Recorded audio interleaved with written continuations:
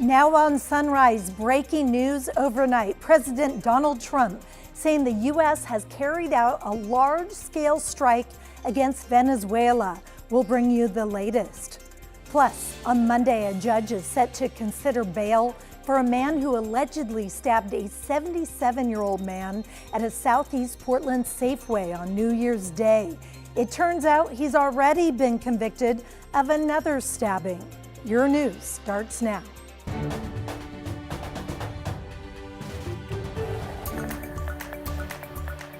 Good morning, and thanks for getting up with us on this Saturday morning. I'm Libby Dowsett. Your headlines are coming up. But first, let's check in with Corey Johnson with the latest on the weather. Wet roads this morning. Definitely, Libby. Good morning. We have a wet start to our Saturday. Seeing some light rain that's pretty widespread right now.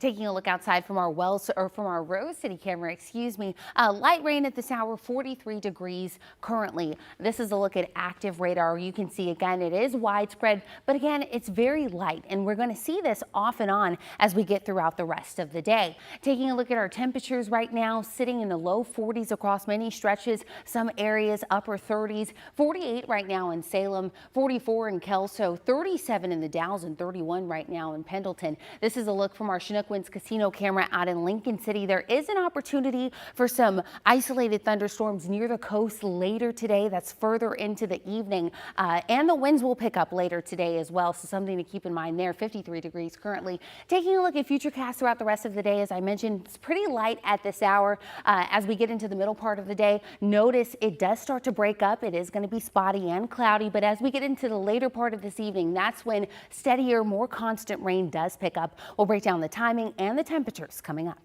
All right, Corey. Thank you. We begin with breaking news overnight. President Donald Trump says the U.S. carried out a large-scale strike against Venezuela and captured the country's president. A series of explosions hit the country's capital and surrounding areas overnight. In a post on Truth Social, President Trump says Venezuela's president and his wife have been flown out of the country. The U.S. has been ramping up pressure on the country in recent months, including intercepting 2 Venezuelan crude tankers and killing dozens in strikes on boats. The U.S. says we're carrying drugs. In other news, new body camera video released by Vancouver police appears to shed light on a deadly shooting last weekend. Authorities say 2 officers shot a man who was threatening a woman with a gun. A warning, the video is difficult to watch. You will hear parts of a 911 call, audio of some 12 gunshots, and we will pause the video before officers shoot the suspect. David Malko walks us through what happened. The video from 3 different Vancouver police body cameras shows officers arriving at a home on Northeast 46th Street around midnight a week ago Saturday, authorities say, after a woman called 911. Tell me exactly what happened.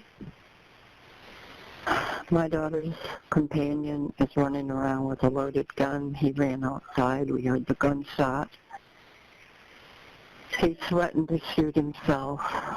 Does he still have the gun? Yes, he has the gun. Get away from him. He just threatened me. Officer Christopher Holmquist approaches the home from one side. Ma'am, please, get away from here, please. Hey, bud, you okay? The suspect is on the side of the garage, then seconds later walks onto the driveway. Drop it! Now! Police pause the video here, they say, to highlight the man's finger on the trigger. Meanwhile, Officer Sean Donaldson is approaching from the other side. Drop it! Now! Drop the gun!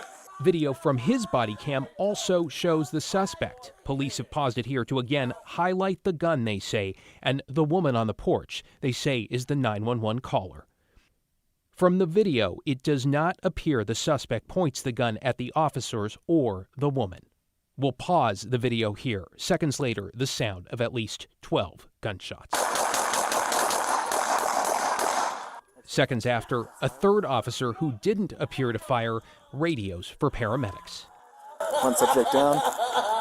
You code 3 medical to us. You guys good? Keep your hands free. Man, please go back in the house right now. Within 2 minutes, police approach the suspect, remove the gun, and begin to administer first aid. The suspect, 44-year-old Perry Sellers, was taken to the hospital, authorities say, where he later died. And that was David Malko reporting. 3 Vancouver police officers, including one who witnessed the shooting, have been placed on critical incident leave. Washington's Office of Independent Investigations is now reviewing the use of force. A reminder, if you or someone you know is struggling, help is available 24/7. Just call or text 988 to reach the National Suicide and Crisis Lifeline, which provides confidential support and crisis resources. Again, that number is 988. One person is dead after a crash involving a motorcycle and e-scooter in southeast Portland. This happened around 5 o'clock yesterday evening near Southeast 122nd between Powell and Division. Authorities say the motorcyclist died at the scene. The scooter rider is expected to survive. 122nd was closed for a number of hours, but has since reopened. No word on what led to that crash. We're learning more about the suspect accused of robbing and stabbing a man inside a Southeast Portland Safeway store. This happened on New Year's Day. Christopher Woods appeared in court yesterday on felony assault and robbery charges. Police say he attacked a 77-year-old man in the store's restroom. According to court documents, Woods was convicted of another stabbing on a Max platform in 2017.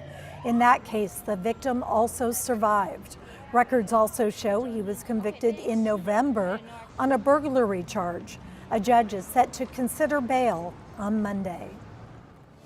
A warning, beware of the bump. The infamous spot on Highway 26 near the Oregon coast is no longer just one troubled spot.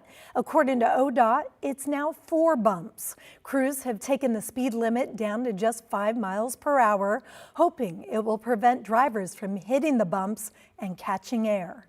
This one, it's real. It's really a bump. Local drivers like Becky Varner from Astoria know to slow down at the bump, but she says many others either aren't seeing the new signs or aren't taking them seriously. We've seen their tires come off the ground and kind of land a little sideways. ODOT crews just repaired this area in August, improving the drainage and smoothing out the rough spots. But with all the recent rain, ODOT says the slide has been reactivated, and now multiple spots of pavement are moving and creating bumps. Because of all of that water, and that is a known landslide area, and all that water has to go somewhere, and it's just pushing the road up. Like, we saw the guys working there. That was the indicator something's going on. But I feel like they should do a little bit of a better job to have like a warning signs. We counted half a dozen signs leading up to this point, warning drivers to slow down. But we gotta say, we've seen a few cars catch air, especially as they head eastbound right at this point. With no project planned for a permanent fix, ODOT says it's forced to keep the signs up and make repairs when it can as they brace for more rain in the forecast. And we hope everybody will pay attention to the trip check and the warnings, and maybe even use an alternate route if they're trying to get to the coast from Portland. I know there's got to be a solution, but I don't know what it is other than building a bridge over it.